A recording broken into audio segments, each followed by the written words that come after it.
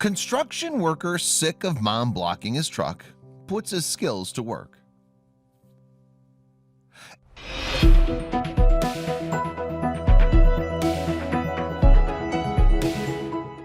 Immediately he knew this was going to be a long day.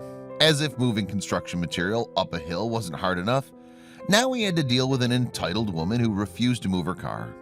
He thought about calling the police, but that would take precious time away from his work. Then, as the woman continued to dismiss and condescend him, this mad genius had a brilliant idea. That woman was about to regret ever parking there.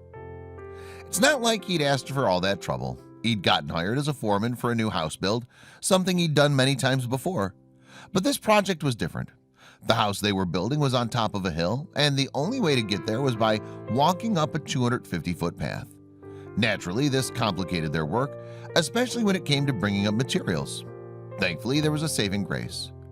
2 parking spots on the street at the bottom of the hill had been reserved for the construction site. 2 official no parking signs had been installed to deter anyone who may want to leave their car there. Unfortunately, the signs didn't stop everyone from parking illegally.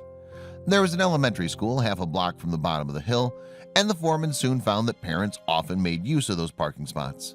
But that didn't faze him much. Until one day. Whenever he saw a parent parked in one of the reserved spots, he didn't say anything as long as there wasn't a truck needing to park or a scheduled delivery. And when there was, he politely asked them to move, and they did so immediately. Most of the time, at least. On the day in question, the foreman received a call from a lumber delivery driver letting him know he was on his way. So he went to verify the parking spots were available, and that's when he saw it. An idling car was parked in one of the reserved spots, and he saw there was a woman sitting in the driver's seat. The foreman assumed she was there waiting for her kid to come out of school. He walked up to her window and cordially asked her to move her car.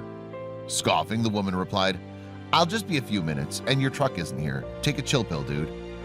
And as the foreman processed the rude remark, the lumber truck arrived.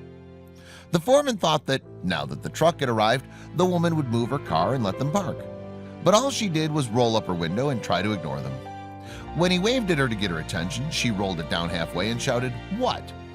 This time, with a stronger tone of voice, the foreman told her that her truck needed that space to park. And that's when she said something that left him speechless. "Can't you guys just unload around me? Jesus, it's not that hard," said the woman dismissively. The foreman was astounded by her rudeness, but her remark gave him an idea. He went over to the truck driver and told him to park his truck parallel to the woman's car and as close as possible. The driver smiled, understanding what the foreman had in mind. This woman was about to get a taste of her own medicine. Behind the woman's car was the construction worker's porta potty, and next to the 2 reserved parking spots was another parked car. The lumber truck was now blocking her side, effectively boxing her in next to the curb. The woman did not notice, though, as she was just too busy pretending to ignore the construction workers she had just forced to park in the middle of the street. But there was one more thing the foreman needed to do. The foreman called the police parking enforcement office to let them know the issue.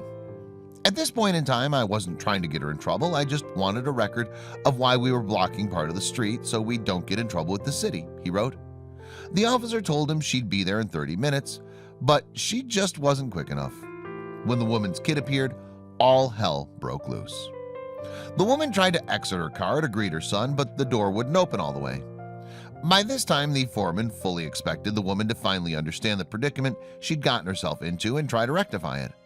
But instead, she had the gall to glare at him, as if this was somehow his fault. Her ineffectual rage would have been comical if it wasn't for what she did next. Now she was fuming. She awkwardly clambered over her passenger seat and stumbled out. After she loaded the kid in the back of her car, she went over to the foreman and the driver, who were holding back their smiles. It seemed as if the woman had only now realized that the workers weren't going to back down. She looked at the scene angrily. There was a car in front of hers, a huge truck to her left, and a porta potty behind, and a curb to her right. Now she was livid. "I'm in a big hurry. You need to move your truck right now so I can go," she barked. But the truck driver had a comeback that left her shaking. "Ma'am, in order to unload the lumber on the truck, we had to unstrap it, and as per our company policy, I'm not allowed to move the truck with any secured load on it," replied the truck driver, trying not to laugh. But neither the foreman nor the driver could have foreseen the spectacle that was about to unfold. Enraged, the woman screamed obscenities at the truck driver. "I have somewhere to be," she bellowed. But unbeknownst to her, the traffic officer who took the foreman's call had arrived and parked behind the truck. The foreman, remaining utterly calm while the woman yelled at him, replied sweetly. But his caustic reply made the woman see red. The foreman, smiling, told the woman, "Can't you just pull around it? It's not that hard." The furious woman cursed him out and stormed back to her car, again clambering in through the passenger seat. As the officer walked up to the foreman and the driver, the woman slammed her car in reverse and stepped on the gas. She spun her wheels before backing into the porta potty behind her, knocking it over with a crash. But she wasn't done. She then charged forward in an attempt to drive over the sidewalk. The three onlookers couldn't believe what they were seeing. Their smiles turned to confusion as she mounted the curb. What was she doing? The woman's attempt to escape her parking jail failed when her car got stuck halfway down the curb. But her misfortune didn't end there. The officer calmly walked over to her and told her to get out of the car. Once she was out, she was handcuffed and made to sit on the curb as the officer called for backup. But she wasn't done being a terrible person. Knowing she was in deep trouble, the woman tried to spin the situation in her favor. She lied to the officer, saying the foreman hadn't asked her to move and had instead told her she could stay in the parking spot. But the officer wasn't having it. She told the woman she'd received the foreman's initial call when she refused to move and knew exactly what was going on. The woman was doomed.